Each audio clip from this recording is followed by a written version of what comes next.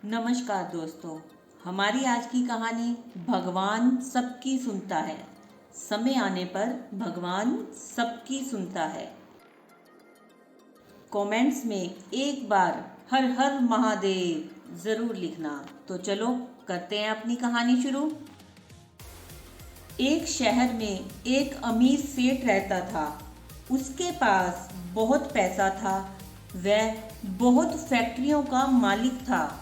एक शाम अचानक उसे बहुत बेचैनी होने लगी। डॉक्टर को बुलाया गया, सारी जांच करवाई गई, पर कुछ भी नहीं निकला।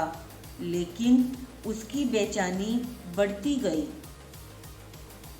उसके समझ में नहीं आ रहा था कि क्या हो रहा है। रात हुई, नींद की गोलियां भी खा ली, पर ना नींद आने को तैयार और ना ही बेचैनी कम होने का नाम ले रही थी।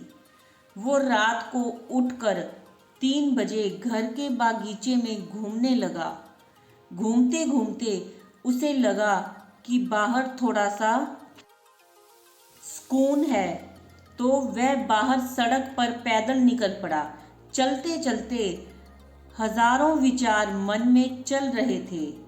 अब वो घर से बहुत दूर निकल आया था और थकान की वजह से वो एक चबूतरे पर बैठ गया।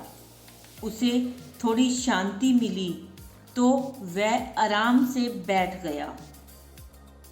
इतने में एक कुत्ता वहां आया और उसकी चप्पल उठाकर ले गया। सेठ ने देखा तो वह दूसरी चप्पल उठाकर उस कुत्ते के पीछे भागा। कुत्ता पास ही बनी झुग्गी झोपड़ियों में घुस गया। सेठ भी उसके पीछे था। सेठ को करीब आता देखकर कुत्ते ने चप्पल वहीं छोड़ दी और चला गया। सेठ ने राहत की सांस ली और अपनी चप्पल पहनने लगा। इतने में उसे किसी के रोने की आवाज़ सुनाई दी। वह और करीब गया तो एक झोपड़ी में से आवाज़ आ रही थी। उसने झोपड़ी के फटे हुए बोरे में झांक कर देखा तो वहाँ एक औरत फटे हाल मैली सी चादर पर दीवार से सट कर रो रही है और यह बोल रही है, हे भगवान मेरी मदद कर, और रोती जा रही है। सेठ के मन में आया कि यहाँ से चले जाओ, कहीं कोई गलत ना सोच ले। वह थोड़ा आगे बढ़ा तो उसके दिल में ख्याल आया कि आखिर वो औरत क्यों रो रही है, उसको तकलीफ क्या है। और उसने अपने दिल की सुनी और वहाँ जाकर दरवाज़ा खटखटाया। उस औरत ने दरवाज़ा खोला और सेठ को देखकर घबरा गई।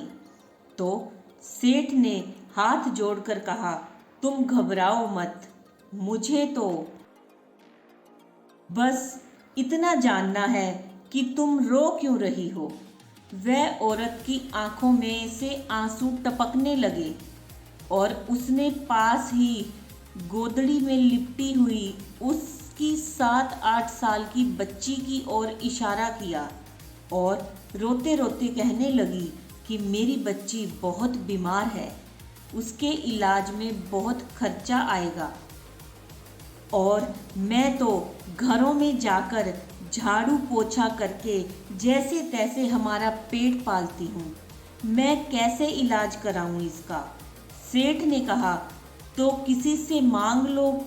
इस पर औरत बोली, मैंने सबसे मांग कर देख लिया, खर्च बहुत है, कोई भी देने को तैयार नहीं।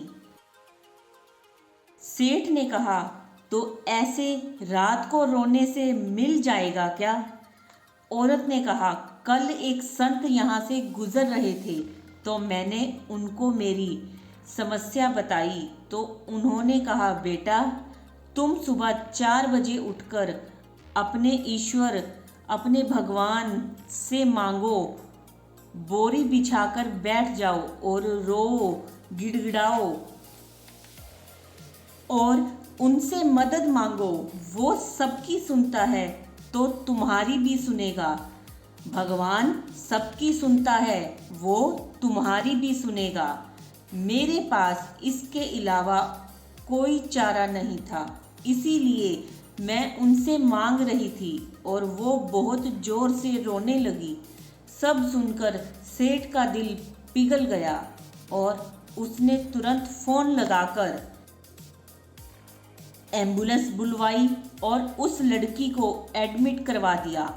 डॉक्टर ने 1.5 लाख रुपए का खर्चा बताया तो सेठ ने उसकी जवाबदारी अपने ऊपर ले ली और उसका इलाज कराया।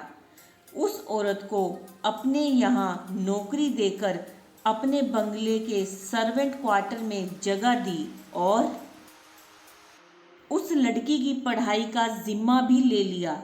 वो सेठ कर्म प्रधान तो था पर नास्तिक था।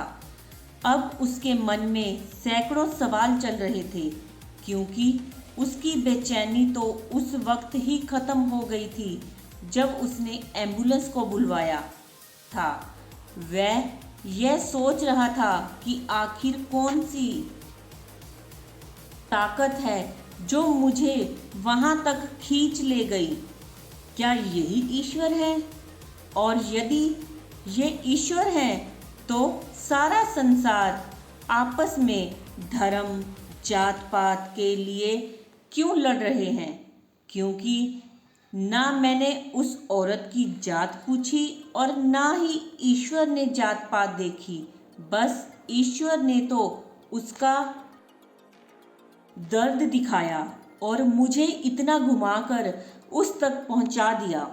अब सेठ समझ चुका था कि कर्म के साथ सेवा भी कितनी ज़रूरी है, क्योंकि इतना सुकून उसे जीवन में कभी नहीं मिला था जो उसे आज मिला। तो दोस्तों, मानव और प्राणी सेवा का धर्म ही असली इबादत या भक्ति है। यदि आप ईश्वर की, अपने भगवान की कृपा या रहमत पाना चाहते हैं तो इंसानियत अपना लो और समय समय पर उन सब की मदद करो जो लाचार या बेबस हैं, क्योंकि ईश्वर भगवान इन्हीं के आसपास रहते हैं। जय जय श्री राधे। हर हर महादेव। जो प्राणी सत्य के मार्ग को अपनाता है वह अंत में मुझको प्राप्त करता है। जय शिव शंकर। तो दोस्तों, ये कहानी आपको कैसी लगी कि भगवान सबकी सुनता है, ईश्वर सबकी सुनता है? कमेंट्स में ज़रूर बताएं। अगर अच्छी लगी कहानी तो वीडियो को लाइक करें, शेयर करें और हमारे चैनल को सब्सक्राइब करें। आपका बहुत बहुत धन्यवाद।